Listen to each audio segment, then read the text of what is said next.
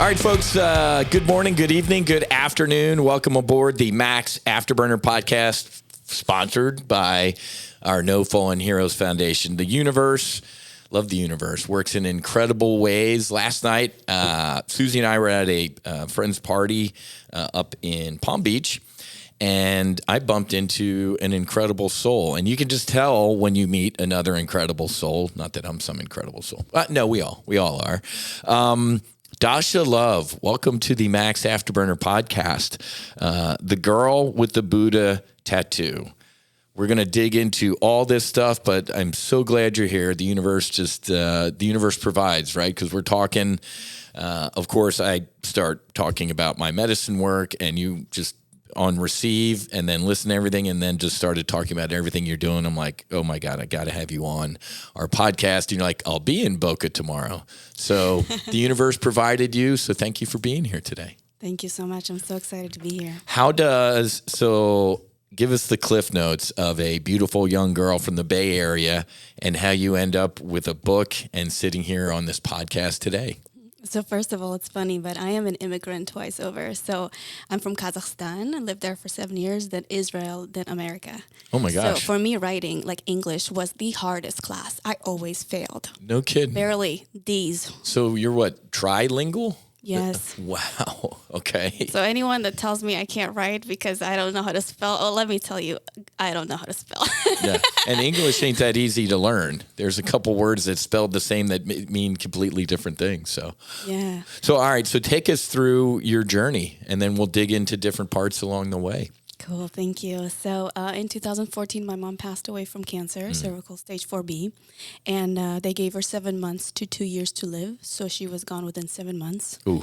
So back in the day, I was in high tech, grew the corporate ladder, high-rise apartment, San Francisco, Bayview, like Mercedes-Benz, black card. I'm 26, I'm making $150K, yet I'm drinking every night. I'm unfulfilled, and here comes my awakening moment. My mom. So you thought you had it all with all that stuff, yes, right? Checkbox. Yet the relationships were unfulfilling. I kept attracting abuse, or so I thought was abuse. Right? It was just myself, inability to face my own shadows. Right? So then my mom passes away from cancer, and she makes a few confessions during that time when she was bedridden. Okay. And I saw how fast she deteriorated from life, from a woman who was the strongest woman I've ever met, over 200 pounds, big, strong woman, to 80 pounds. Oh, God. And watching all of this happen, and then at the end, I blurred the words, Mom, I can't believe you ruined my life. Oh, my God, no way. And I say this to her, and she is dying in a few weeks. And I was like, I couldn't believe I just said that. And I'm like, wow, but I couldn't hold myself back because I was abused my whole life, both verbally and physically. Okay. So then she goes, my brothers abused me when I was little. And I was like, yeah. Oh my God, my mom she didn't find a way to heal herself in this lifetime. So she was projecting. So this is when the healing process started. By understanding that she was just an unhealed child. Correct. Parents don't come here with a manual on how to raise their children, let alone maybe they struggled. Yes, immigrants, like we struggle to have food. When did she have time to figure out consciousness and understanding herself? Mindfulness or anything, correct. Right. Healing. Yeah, our parents had to bust their ass to provide. They didn't have any time, quote unquote, for themselves. Yes. Worried about us. Yes. Wow. So she passes, and then this is one of those sentences that before I stepped into the medicine, I thought was a ridiculously dumb statement, and it's the truth. The medicine calls to you. How did this happen? How after you lost your mother, talk us through going from that low to finding healing. So from the high rise, like I obviously wasn't able to be present at my work in those last few months where I chose to be by her side and not very attentive to my work, which at first I thought was a bad thing because they let me go. And my mom was so upset because she was like, it's because of me, isn't it? Oh my God, they let you go when your mom was dying of cancer. It's total corporate America. That's it. I mean, of course they did. Jesus. Total. Couldn't meet the quotas. But besides the point, I was like, long story short, like it was the best time I could have spent with my mother in this bonding experience. And no amount of money could have ever traded that experience. So I never went back to corporate. I realized I need to understand the cause of cancer and why am I here. So then the journey started with starting a community in my house to find answers, where there are other people like me out there that wanted to find answer and the reason why we were here. And suddenly, like, people started showing up in my door. I'm not alone. And then there were over 70 people at fire ceremonies. Oh my God, really? Wow. So then I had a best friend who was like, her mom went out and healed in Peru and then discovered that ayahuasca was actually available right in her backyard, an hour and a half away. Okay. And I was scared, okay? And my sister, actually, she bought it for me as a birthday present. And I would have never gone. Because when you see videos online, because it's so far out of the norm, they freak you the F out. Yeah. So I'm like, don't watch videos. Like, if you're going to go out heal. I went just because she bought it for me. Best present ever. One of them, right? Yeah. So then that first experience was profound, surrendering to fear. But it wasn't until the second experience when I realized what was really holding me back. And that second experience, like you said, like, I felt like I had to be there. Like, it was calling me. It was sold out. But it was calling me. And then I made it, like, the universe made it work. So then in that second experience, a girl that was sitting next to me, suddenly her face started to metamorphose into my mom's. Oh my God. Aww. And here's the point we talked about yesterday. I was like, am I too high? What's going on?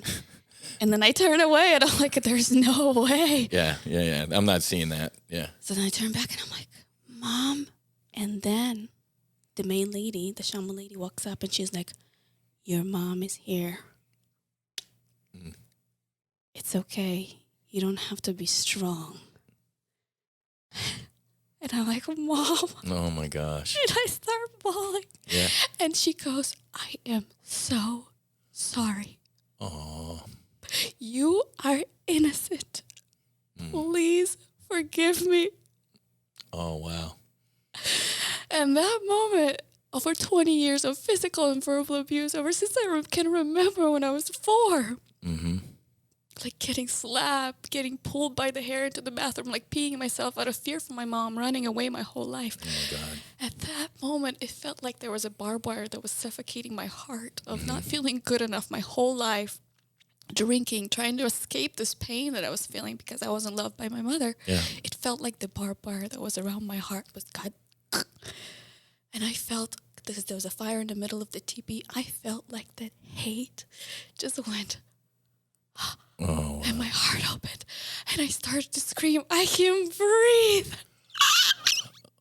It was like breathing for the first time in my life. Like, oh my God. And then after the ceremony, the lady walks up to me and she goes, your mom is always with you. She's not with your sister. She's not with your dad. She's with you because she needs you to be strong for them. Wow. So the person that I felt hated me the most really loved me the most in this life. Wow. Yeah. And the one who saved me and woke me up. So then we get to the Jeep. And I had an old Jeep that day. And the speedometer read, and this is the truth, I have a picture of this in the book, 1,111, 111. 11111. Oh my 6 God. ones when we were leaving the ceremony. the ceremony. You can't make this up. So then my best friend drove because I was still hallucinating because I'm very sensitive to medicine. Okay. And she goes, so it's what just happened. You need to understand that now you're on a forgiveness path. What are you going to do now every day to really forgive? Yeah. And this is when she was like, you should try Ho'oponopono. Yeah.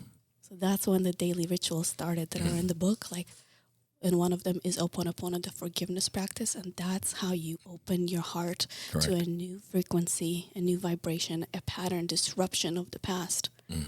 Because we don't forgive the person. We really forgive the fact that we've been holding on to so much anger. That we're carrying it.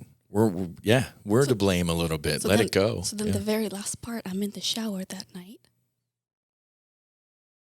And I feel like I had so much anger in my body, and I'm crying because I'm like, with all this anger, I could have got a disease. There was so much pain I was holding on to. Yeah. That wasn't mine. Wow. That's incredible. Those are life-changing moments. And then you decided to put the ladder down to help others like yourself. It didn't come right away. Like I kept finding like meditation, and I'd find myself meditating in the middle of a field, starting to trust my body. It was like, turn right, just get out of the car, start running, go down, sit down. I found a stream. I started meditating out of nowhere.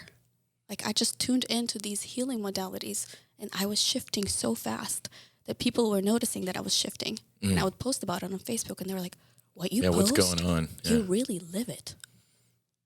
Like when they met me, they were like, you should write a book. You should write a book. And I was like, I don't know how to write. Exactly. Yeah. So then over 30, third language. Over 30 people were like, tick, tick, tick, tick, tick, tick. It was like the universe was banging on my head like, you should write. And then I was like, okay, I'm going to write. Yeah. And I was still drinking back in the day.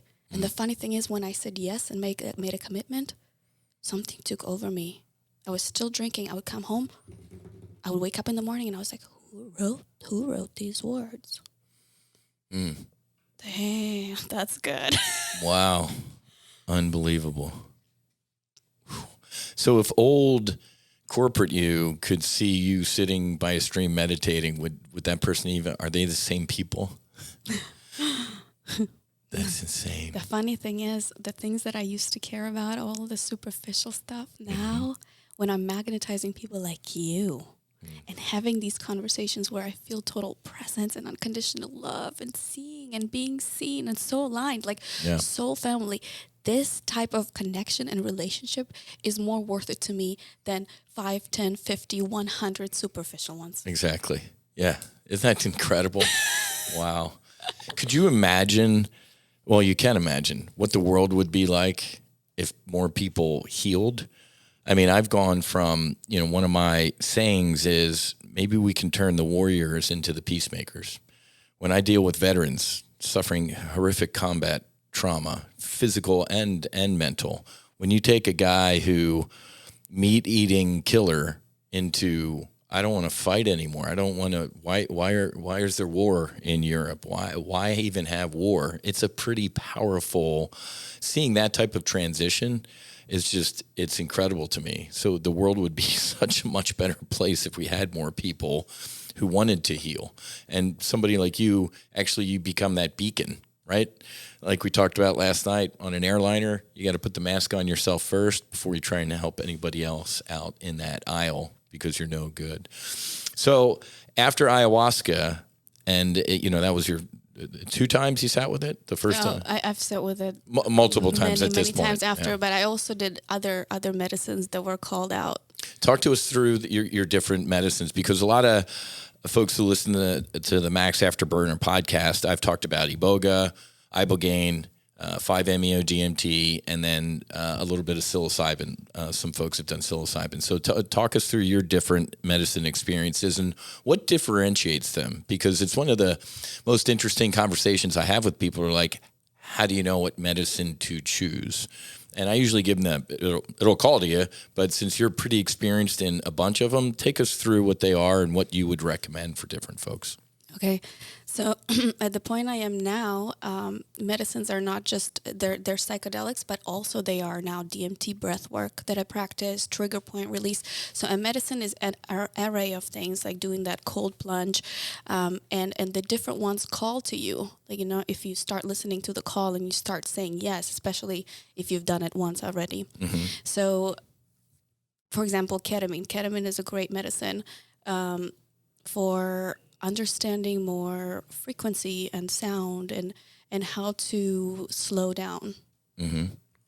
For me, like, ketamine was like a way of, if you can imagine a baseball bat, somebody who's batting at the baseball, like having that experience slowed down to the millisecond. Mm-hmm. That's how I would describe ketamine. Like, it's just like, whoa, like slow. Mm-hmm. I appreciate more medicines like even Molly. Like Molly is a very sensual and body feeling. And I know a lot of people in this life, like because of so much trauma from the past, are so afraid to be touched, to touch themselves. And the truth is that physical touch, it bypasses both mental and emotional according to Gene Keys.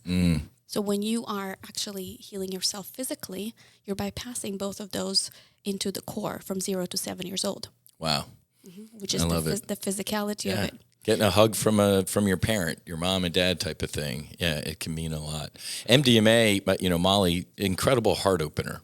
Yes. It really does. It allows you to, it breaks down those barriers, right? A little bit more ego dissolution. So you're less hard on yourself, right? We're usually our own worst critics and we beat ourselves up. So yeah, Molly and MDMA. I'm actually heading out to the MAPS convention in Denver in a couple weeks. It's going to be the largest psychedelic convention because, Rick Doblin and MAPS, I think they're saying by Q4 of this year, the FDA, the DEA is going to reschedule MDMA finally and move it off the Schedule 1 list and put it over back into the therapeutic use. Because, up until 1985, it was legal.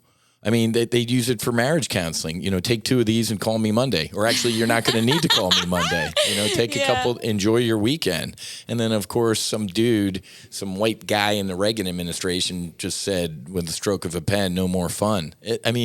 So it's getting there. So, yeah, I love the Molly and the MDMA heart openers, too.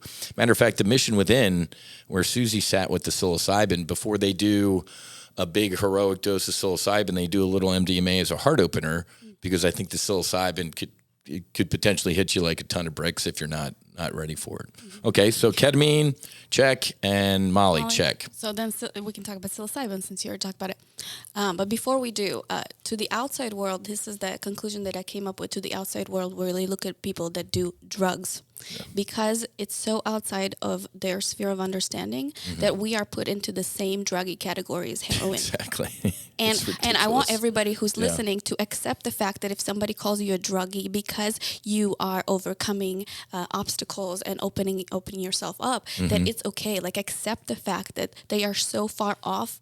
They're in a different path of awakening. That's them. That's on them, though. Whatever they're calling you, that's a reflection on who they are, not you.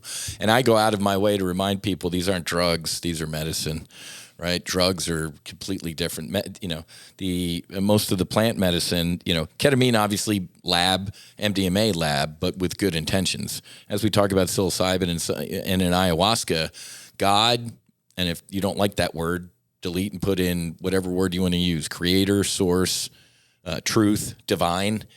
Pick one.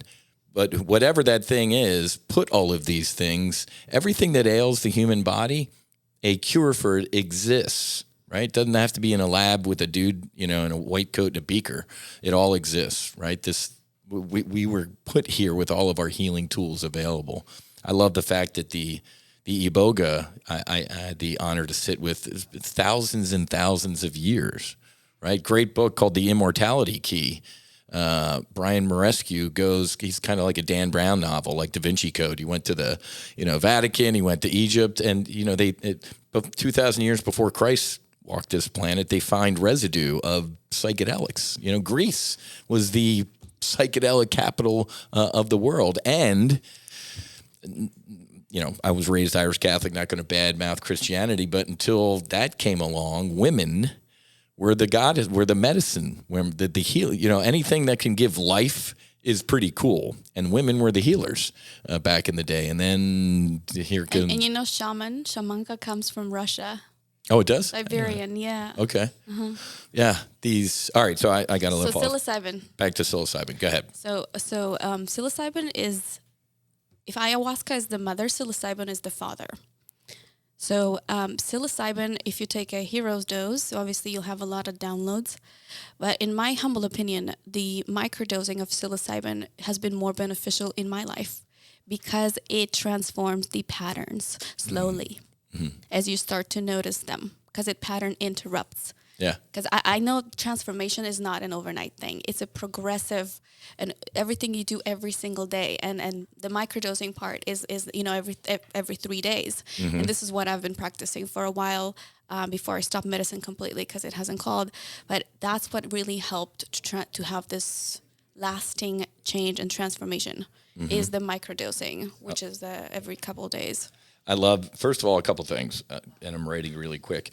The microdosing. I microdose, and I'm glad you hit on that because Americans want what? Instantaneous gratification. I'm not feeling anything. We want it now. We want it yesterday. It's always this. So I'm glad you brought that up because baby steps, small incremental changes. Matter of fact, the word microdose means what? Subperceptual. You shouldn't feel it. If you took a microdose and you feel it, it's kind of a macrodose. So I kind of know that the microdose is working because if I'm sitting in traffic at 3 a.m. in the afternoon, I don't want to kill everybody. Like old me would be completely frustrated. New me's like, I feel kind of at peace right now. Aha. So I like the microdosing. I personally do. What do I do? 5 days on, 2 days off, take the weekend off. And folks, that's an incredible, a critical point to know about the medicine. These aren't drugs because the more of this you do, the less it works. God's a pretty smart pharmacologist. You can't keep hitting these things, right? It's not like cocaine.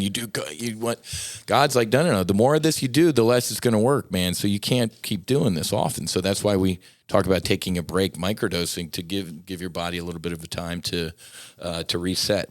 And I love the fact you snuck in this sentence here, but I'm going to call you out on it because it's beautiful. I stopped doing medicine work because it hasn't called. It's really interesting because people are like, oh, you guys keep, like you and I talked about last night. Personally, I do not feel the need to ever do Bufo or Toad again in my life. After exploding into love and God and energy and everything, I think I'm good. I don't need to. That experience, we were joking about this last night. I said, as a pilot, you never want to hear a pilot say, I have no fear of death. Well, I want to get old and have grandkids. I don't want to go anywhere anytime soon, but I actually don't fear death because based on that experience, doing a front flip in a bed, which of course I don't remember, I'm good, right? So I'm so glad you snuck that sentence in there that I've kind of stopped my medicine work because maybe it's worked, right? Talk us through that. Like, how do you know, besides it not calling you, we talked outside, you're like, was it Aya? I said, you're good. Yeah, I think we're done here. It was Aya. So I was helping in a circle for several years. So I've seen a lot of people in different ceremonies and sometimes a microdose so I can be a frequency. You tune in. Yes. Yeah. And sometimes the microdose caused the full thing. And I was like, I'm so sorry, I can't help. And they were like, you are doing and being exactly where you're supposed to be. Exactly. So the thing is, like, the last time it was years ago. And she said, you understand. You never come back. You got this. Because I realized that I had all the strength in the world. Mm-hmm. Wow. I saw it in my hands. And I was like, oh. I became the medicine. Wow. So it's like once you become the medicine, now like in my live events, people are like, oh my God, I feel like you put me on ayahuasca. Oh my God, you feel me? Like, and I'm like, yes. Yeah. Like, that's great. Because I'm a channel. So yeah. people come up on stage, they ask questions, or we go into DMT breath work, and then it's like, and it's the same portal. Wow. The same opening, same activation.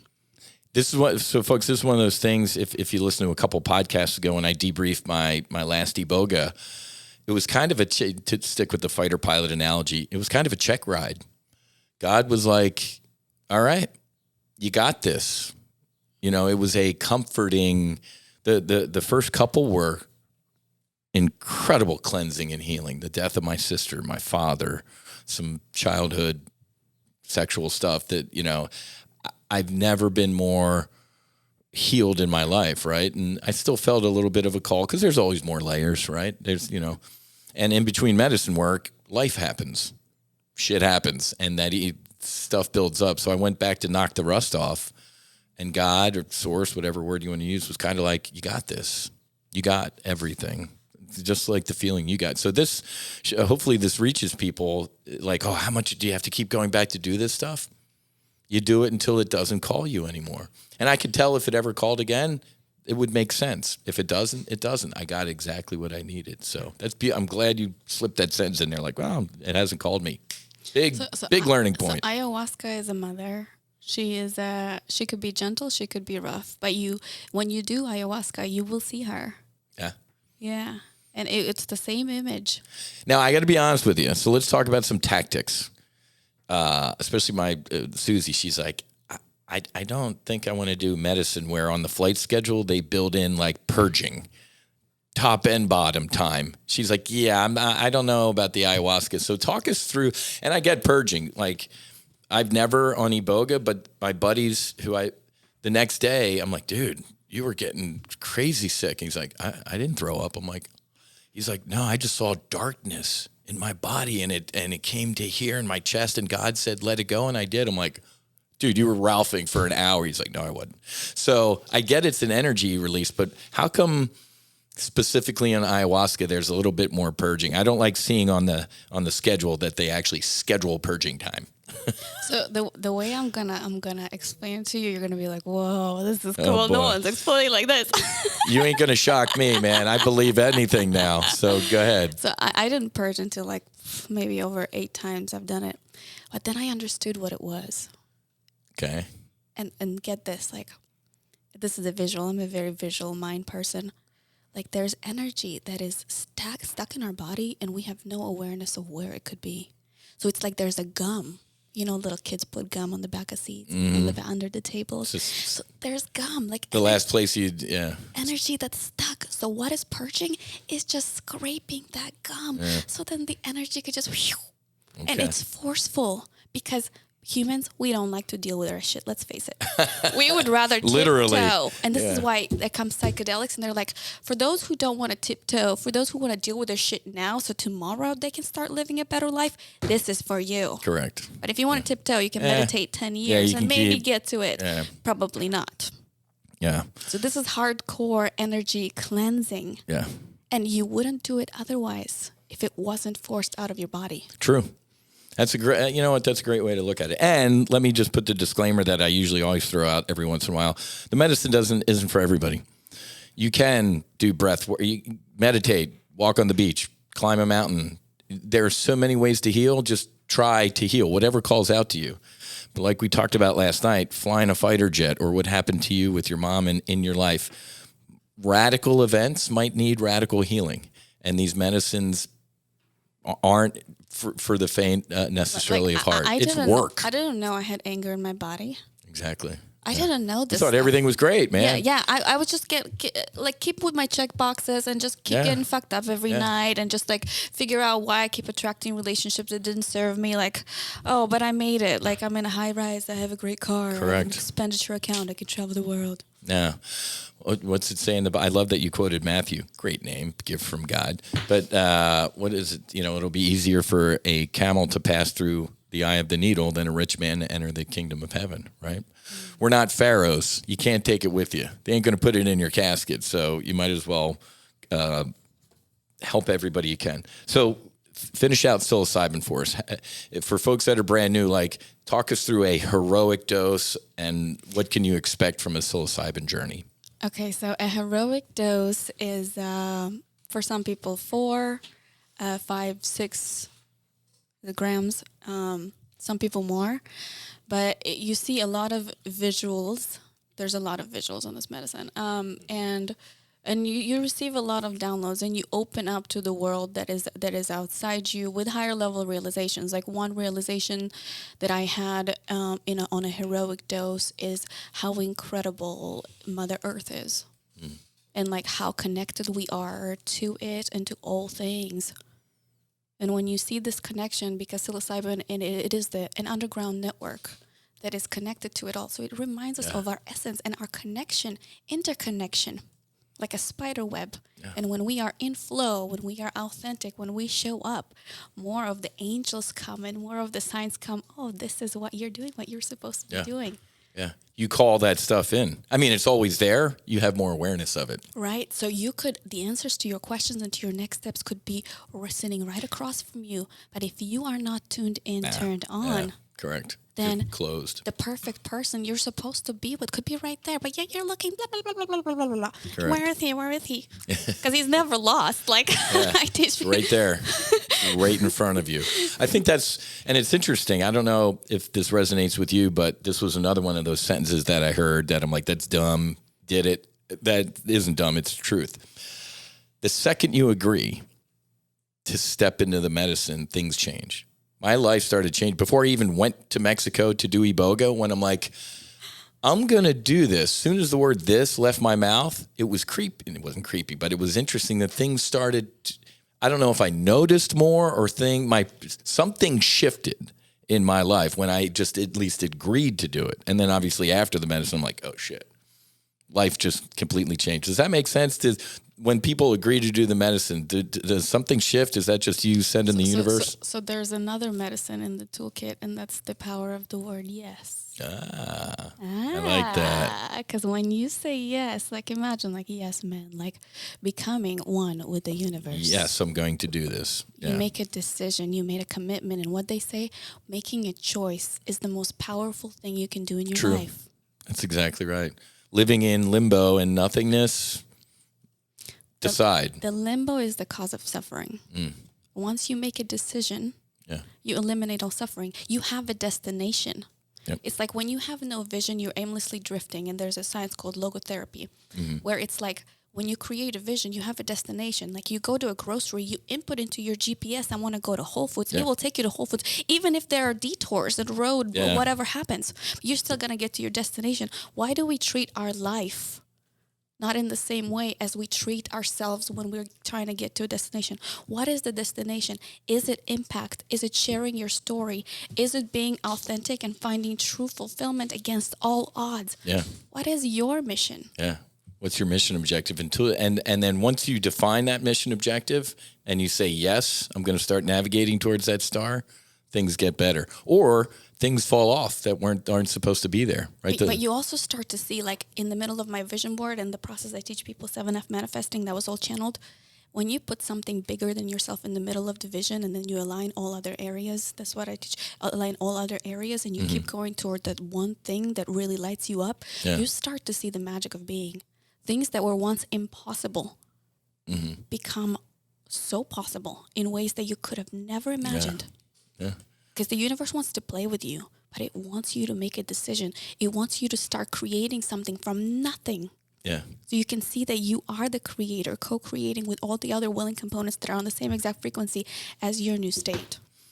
I'm glad you brought up frequency. What did you say last? You were talking about frequency or something like that, and I didn't get a chance to tell you tonight. I'm going to tell you today. And maybe it'll spark what you said last night. But speaking of frequency, when I sat with Iboga for the first, I didn't sit, I laid down. Laying down with Iboga, the brief was, about 30 minutes, an hour-ish, just depends. You'll start hearing buzzing like bees or something like that. I'm like, that sounds stupid. And I'm laying on my back, 30 minutes, an hour. I just hear incredible buzzing, right? And vibrating. And I'm like, okay, this is freaking me out. And I go to look at my hands because I'm like, I'm shaking. I have got to be shaking. I look at my hands and they are steady as a rock. And then I put my eye shades back down and I lay there. And the buzzing, it wasn't buzzing to me. I figured it out. It was static. It was a radio. And it went on for a little bit more until all of a sudden it stopped. And then it began. It was a frequency. My body, my soul, my mind was getting tuned in.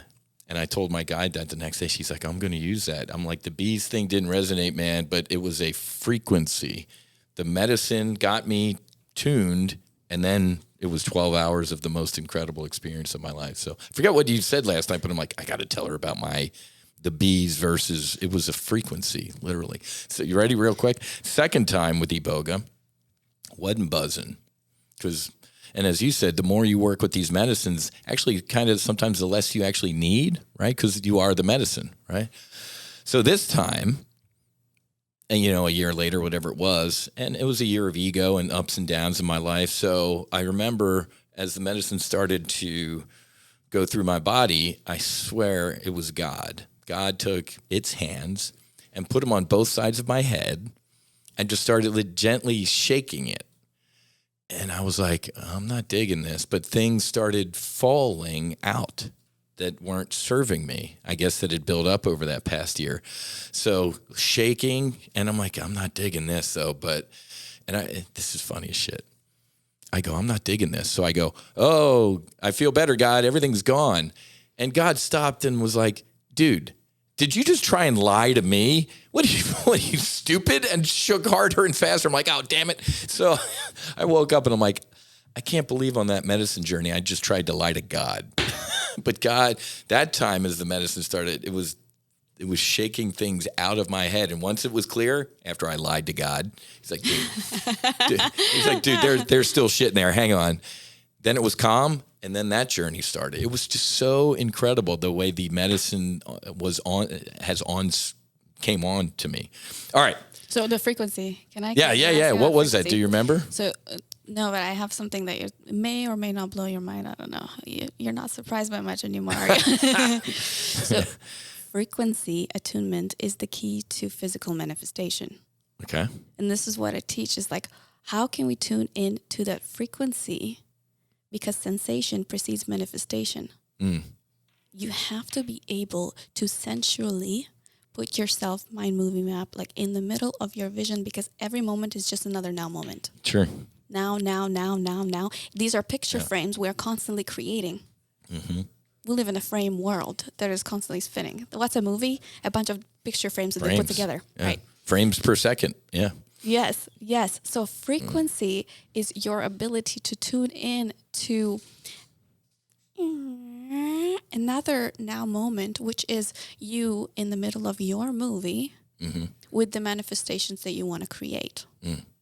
And then using sensations. I love it. Because once you train yourself how to be part in that frequency every single day. And that's what quantum habits are. That's what 7 daily rituals I teach is you being able to maintain that frequency of already the feelings and the sensations, all the sensations, smelling everything, right? Of already being in the middle of the driver's seat. Like if you are a speaker, you're on that stage and there is 100,000 people on that audience and you are crying and you are sharing your truth and you feel it. And your mind can't differentiate if it's real or not real. Yeah. And they did a study about that. Lottery tickets, like you can program yourself to believe if you're heading there with your mind in the frequency. Because then when it shows up, it's like, oh, it's not a surprise for you to make $1 million once you've tuned in and changed your relationship with that frequency. Correct. Became friends with the money. Mm-hmm. Became friends with your book. Became friends with your story and sharing it in such a way that touches people's hearts and causes them to have the courage to share their own story too. It's all frequency attunement into another now moment, which is a movie of a picture frame of you just saying, at what other now moment you want to experience this exact thing. And when you surrender to that, you tune into complete flow, because when you're on that stage, all the willing components and the people that need to be there, some of them can heal instantaneously because of that frequency at that moment. Because what happens when you are sharing, that's from last night. You're aligned. Yeah. When you are sharing your story authentically, you're in the light. Yeah. And the people that come may have needed just that little spark to heal, to start walking, to be a better version, like just everything. But it takes you saying yes and being in the light and being in your truth. And it takes other people also trusting their own inner being to co-create that experience of frequency. To listen, to be open to receiving. Wow. That's beautiful. That's instantaneous healing. Wow. That was cool. That was very And by the powerful. way, about purging, there's a combo medicine that is focused on purging. Mm-hmm. And it's focused on doing it first thing in the morning, and you drink a couple of gallons of water, and it just literally takes out these emotions that are stuck in the bowels. They're in the body. Okay. And that one doesn't last that long in terms of the experience itself, like 15 minutes. But it's when they have special like incense and they do dots and it goes through your whole body. And some people get a frog face. I've seen the frog face, and that just helps you purge. Like I said, scrape that gum directly, and that's the only thing it does. And then you feel a lot lighter, and you're a lot more freer in terms of energetics and emotions. Combo. All right, I'm adding that to the list. I'm familiar with it. I've never sat or stepped, or I don't even know what the wording is. All right. What else? Ketamine. Acid. The one Oh, there we go. Yes. And by the way, I have no idea why so many medicines have been brought into my life, but it wasn't until I wrote to integrate all of the experiences. And I didn't even write about all of them in the book, but the book served as an integration. Mm-hmm. So there's, oh God, I hate to say it, but there may be book number 8 coming. I love it. Keep them coming. But there was and actually in Gene Keys, I had a professional woman who told me, wow, you are a shaman. You have medicine running through your bones, and it's been easy for you to take medicines in this life. So now you're the medicine. And I'm like, holy crap, how did you know? As I have shaman multiple times in my Gene Keys. Because I've walked the path of death. Wow. And the funny thing is, business is, and high ticket offers is selling somebody their death. Isn't it? Wow. Jeez. That's a great way to put it. Once I understood that, and I was like, wow, we put a pretty package on something to help somebody buy, okay, high ticket offer, your book. Because in the process of them buying the result, which is the book, they transform their life. They die to their old self. Boom. I love that. So when you think of that like that, sales and marketing and business as a path of awakening, and you playing out your soul-aligned piece of it, aka something that you maybe have enjoyed throughout the years, some kind of calling you have, something that helped you transform your life, you are just playing a piece of the puzzle, and you're attracting your soul tribe. Wow. So when you're posting on social media, here I am, books, anybody. So your soul tribe slowly wakes up to that idea if you stand and broadcast it long enough. In your truth. Right. Yeah, I love it. All right, back to acid. Acid. Yes. And by the way, I never actually shared this experience publicly before. This is an exclusive. Yeah. Lay it on me. I love it. So 3-4 years back, camping in an RV, new friends, past relationship, I took maybe half a tablet. And then I was like, oh, I'm going to need to go lay down. Because some people can still interact and have a social, but I couldn't at that time. And I've done it before, but this time was different. We went and laid down in the RV, and then I was like, I need, guide me. Like, I felt like I was, and then he was like, okay, I need you to go into your worst fear.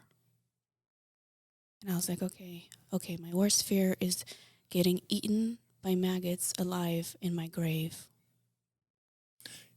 Wow. That just came, was that ever conscious to you, or that just came? No. Wow. That was somewhere. So he just guided me, and he was like, go into your worst fears. Logical. Like, we're trying to overcome our fear in this lifetime. So it's a good question to ask if anyone's in afraid of heights or dogs or getting eaten by maggots buried alive. Yeah. So then I go into that place because I'm under the medicine. I'm laying down. And I see myself in this casket being eaten by maggots. And at first, I'm trying to push it away. And I'm like, no, you asked for this. You wanted more transformation, honey. So here it is. Surrender, because once you're on the ride, there ain't no getting off. The only way through it is through it. Yes. So then I'm eaten the whole time, right? And I surrender to the fact, okay, it is what it is. There's no way out. And the maggots are done eating my body. And then I hear this voice going, okay, so what do you want to create next? Wow. Hold on. Didn't I just die and get eaten? Yeah. So then I'm like, okay, next fear, cancer. So I become the person on the operating table who's got cancer. Then suddenly I am the doctor in the room. Then suddenly I am the table. Wow. Then I am the sound. I am the nurse. And I'm like, what? Then next fear, okay, being a rape victim. I am the rape victim. I become the rapist. I am the knife. And then I was like, oh, I realized that I am everything. Everything. Yeah. And once I realized that there was complete quiet and nothingness, and I was like, oh. So all the things that I've done so far has led me to this point to understand I am all, and yet I am a void of nothingness at the same time, and my body will never die. It will go on as the one conscious awareness of everything. And in every moment, I am consciously aware, stepping into how I want to feel in that moment. Wow. That's incredible. I'm on on the Toad experience. I'm so glad you said this, because you're helping me integrate. I was everything. I exploded into everything. It was absolute peace, and it was nothing, and that was absolute peace. That was my definition of heaven. I've experienced heaven. That's exactly what heaven was, and it was forever. It was now, but it was forever. There was no time. Everything and nothing was forever, and it was absolute peace. It was bliss. It was not to. Well, I will say it was an orgasm infinity, and it was now, and it was forever. It was just so. This is why that balanced, peaceful state is really the optimal state that we're trying to get to. Correct. And on one birthday, I had a psychic pulled me aside, and she was like, Dasha, like, you get really excited, like, when good things happen. And I was like, yeah. She's like, to tears and everything. And I was like, yeah. She's like, you're exerting all of that energy. So when you're feeling down, you also get really down, right? And I was like, yeah. Mm-hmm. And she's like, so this is the key. The key is to not let yourself get too high, because then you won't have these lows. Yeah. Because nothing is really that good. Nothing is really that bad. So if you become the awareness, oh, okay. Yeah. And you don't let yourself exert all that energy all the time, then you're not depleted when something quote unquote bad happens. Yeah. Or and those highs and lows, you get attached to them. But nothing lasts forever. It's impermanent, right? So those are going to go, and these are going to go. So try and find that medium. This is what I understood when I was doing real estate sales at one point, is that people get addicted to that feeling of the high. The rush. And sometimes this is why they stay in certain careers and certain things and don't move on, because of the wins. Yeah. Exactly. And when they take the losses, they're devastating, right? Instead of being, yeah. I do this in trading. Here's the financial example. When people are like, oh, you made a lot of money on that trade. I'm like, oh, you lost a lot of money on that trade. Yeah. You can't. That's the way you got to be, right? Okay, so acid. That sounded incredible. I was everything and nothing at once. Let's go through the list here. We got ketamine, Molly, psilocybin, Aya, obviously, and a little combo and some acid. Is there any other medicines out there? Guys, there's so many. But we're not going to talk about the breath work and DMT breath work, right? All that stuff. Rape. Or hape. Hape, Some people call it. Mm-hmm. I did that for a while. Don't do that anymore either, because it hasn't called. Mm-hmm. That's a very heart opener. Mm-hmm. Also, and it's usually like self-administered. Yeah. Like everything else, I highly recommend that if you are starting out, like, go with somebody experienced. A guide. Yeah, go somewhere where it feels good. Like try to cross-reference like before that, because the energy, it's constantly jumping. Energy can never be created nor destroyed. Correct. So where you're going, you may be able to pick up other energies. Mm-hmm. So if people haven't really done the work and they're not authentic, then they are selling love in a disguised way. Yeah. So you can pick up some of their stuff. Yeah. You don't want that baggage. Let's all of these medicines, incredible. Like you cover in your book, integration. Talk to us about that, because one of the percentage that my guide told me, and she was right, was 595. Because when I did the medicine, I'm like, I'm healed. Saw my dad, my sister, everything's fantastic. And they're like, throttle back, Whiz. 5% is here, laying on the bed in the medicine. 95 is the integration. I'm like, what? That makes no sense. I'm healed. They were right. 5% medicine, 95. So what has helped you during integration? What do you tell folks when you work with the medicine? What's the keys to a successful integration? So the whole idea of doing medicine is the fact that you get so high elevated, you are one with God, right? So now how do you maintain that frequency so you're walking in his, her image or source, whatever you call it, every single day? Taking it with you. Yeah, so you smile at people, so you love people just like you did in medicine. So you're giving just like you wanted to be in medicine. How do you carry that notion of who you authentically are every day? Mm-hmm. It's what you do. It's your habits. And whether it is writing, because when I started writing a book, like it became about this person that was like my old self, still in the dark, still getting fucked up, thinking that she's made it. Yet she was living an unfulfilled life. And this is why her relationships attracted people that were still in the frequency she was in. Yeah.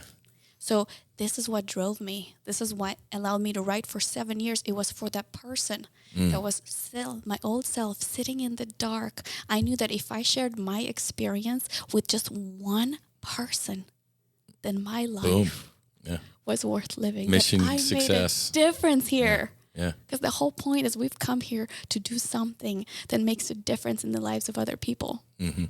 And even one person transformed is a quantum, because all the people they're connected to, their children. Oh my gosh, yeah. We talk about that in the No Fallen Heroes Foundation. 22 to 44 veterans take their own lives every day. One of those that is a hand grenade to a family, to generations. So I'm trying to bring that number down to 0. When we get back from one of these retreats and a guy or gal looks at me and goes, dude, I don't want to kill myself anymore. I'm like, oh my God. Right? And they're like, the fact that I even thought about that, I'd say I'm ashamed, but I'm healed. I don't even feel shame anymore. If we can save one, I know we've saved hundreds in our foundation so far. And even if it isn't a life saved, it's a life changed. Dude, I don't drink anymore or whatever. I'm doing yoga. It's just the power of that. To your point, if you can change one, man, you are changing the world. Because they're going to, I jokingly tell people, I'm like, this is the best pyramid scheme ever. I mean, because you're going to go tell people and you spread this word. It's incredible. And through the writing, like when you start having this higher vision that's not about you. Yeah. And yes, this whole time I had this other person, and that's what drove me edition after edition to make it better, to make it simpler. Yeah. At the end, I realized who really changed in the process. And now I help people write books without writing. There you go. I love it. A channel, like we record it and we channel it in, because it's like your story is the message that you've come here to deliver. Yeah. And the tools that you found are going to be just the tools that somebody else needs to not commit suicide. Correct. One word that you could say could change a family, a tribe, a community. Yeah. So it's like, are you going to be that hero? A country, a world. Yes, one at a time. Yeah, we got one dude on the other side of the planet waging. It was one dude decided to wage war, and now we're turning other humans into hair, teeth, and eyeballs. Stop. Yes. I jokingly tell people, I'm like, if I could kidnap Vladimir Putin, man, and he could do the medicine, there wouldn't be any war. And so interesting, because that's how, the medicine in the United States really took off in the 60s and the Vietnam. People were taking this stuff like, I don't want to go on the other side of the planet and kill another human being. What's the point? Oh, that's illegal now, and you're subversive. It's like, oh my God. So the more warriors we can turn into peacemakers, I think the better off. I agree 100%. But when you have a higher vision and you work towards something bigger, let's say sharing your story through a book, like throughout the process of writing or not writing it, like even though you make the mission about somebody else, that's the drive. Yeah. Like you transform in the process. You integrate and make, because the thing is, when you write about something, that becomes your best accountability buddy. Yeah. Because then the book talks back to you. Hey, you said you don't take things personally. Yeah. Ooh. And you are. So it's a feedback loop. Yeah, I love that. So then writing is one of such tools. Okay. Breath work. Oh my God, especially DMT breath work, holotropic breathing. Like you get into altered states and it reignites your experiences. And that's something you can do every day in 5 freaking minutes. Yes. 1 minute. Yeah. So DMT breath work, love it. I love it, because you get into, and I have some videos about how to do that online on YouTube. Like DMT. Where are what's the web? Dasha Love. Dasha Love on YouTube. Because the holotropic breath work, folks, I did it, Awaken Your Soul in Costa Rica. I'm like, this sounds stupid. I got back to my 5-MeO DMT explode. I was nothing and everything all at once on my breath. It wasn't a medicine, nothing external. It was, I controlled it. I was insane. I'd never experienced anything like that, man.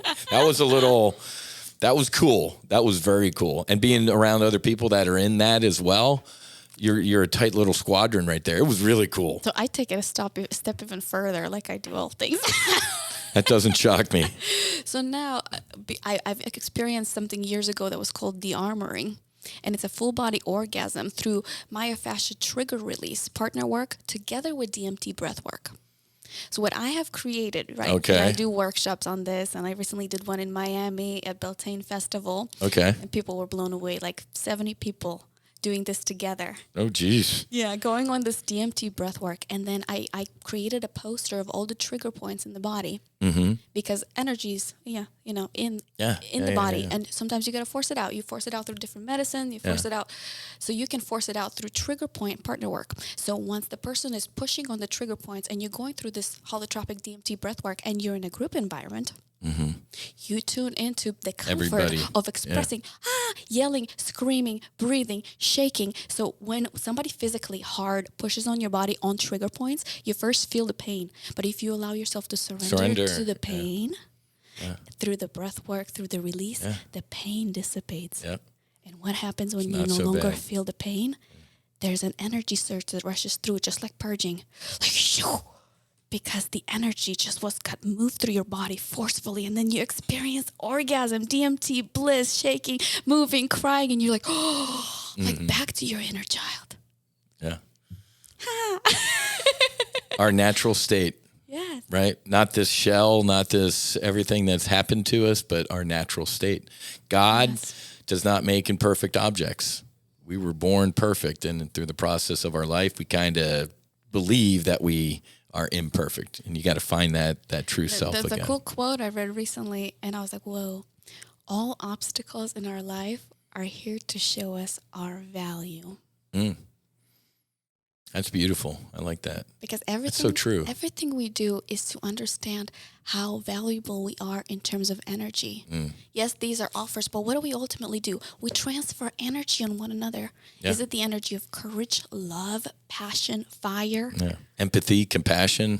Yeah. That's all we do when we are in the frequency of somebody else. Yeah. And this is why I love human design and Gene Keys. Like, you understand how your energy based on your birth and 90 days before and 9 months before interacts and works with other energies around you. Wow. And you understand a lot of the shadow stuff when in the Gene Keys. What happened to you, like in the mental body between the age of 15 and 21. Yeah. And you can go straight into the shadow to deal with your own stuff. And between the age of 8 and 14 is your emotional body. And this is where relationships that don't work, it's just their shadow self. Between the age of 8 and 14, the emotional self, there are two little shadow self between age and 14, emotion fighting. And I teach people how to go directly into own their shadow. Yeah. So they don't have to play a guessing game. This is what you have acquired based on your birth because of the planetary alignment at the very specific moment of conception. It's recorded in time-space. Yeah. That magical instant. Yeah. And it's like you own this shadow, and guess what? Your relationships are going to be different from now on because you own your shit. True. Yeah. But it's not playing a guessing game. This is why I love human design and Gene Keys. It's very scientific and systematic to understand yourself to the T. Wow. Yeah. Unbelievable. You live in Fort Lauderdale right now? Okay. First of all, you got to get this, folks. It's the #1 Amazon bestseller, The Girl with the Buddha Tattoo, and it's a beautiful Buddha tattoo. Dasha Love, folks. What's your Instagram again? What's your Instagram? Dasha Love Official. Dasha Love Official on Instagram, and then Dasha Love on YouTube. We can see some of those breathwork videos. The reason I ask, I wanted to make sure you're in Fort Lauderdale. We got to have you back because I have 90,000 follow-up questions. I want to dig more, especially into the integration. So I talk about that a lot, actually. I have a free masterclass on 7fmanifesting.com where you go into how the book and the integration and what the high ticket and how to actually show up in your soul line truth with your story. 7F manifesting. F stands for frequency. I love it. 7fmanifesting.com is where I created this, you get to go see a masterclass and also my programs, my music. I have a ton of music now, 7 books. I'm an open channel to creation. Awesome. Well, we're going to have you back, obviously. We need to have you back. This was incredible. It was a God moment last night, meeting you, and we're best friends now. I love you. Thank you for sharing your truth and standing with who you are. I can tell we're going to do good things together. I'd love you to help out with our foundation and help veterans and first responders and their family members heal, because that's our mission objective. My mission objective is to help everybody heal. not just veterans and first responders, but they're kind of my current squadron mates. And, the alligator's closer to my boat right now, but my mission objective is to help everybody heal, because the world would be a much better place. So, ladies and gentlemen, Dasha Love, thank you for joining us. You will see her again here on the Max Afterburner podcast, sponsored by No Fallen Heroes. So have a great rest of your day. Happy hunting. Make sure you hedge. Fights on. Namaste and basi basi. Yow yow.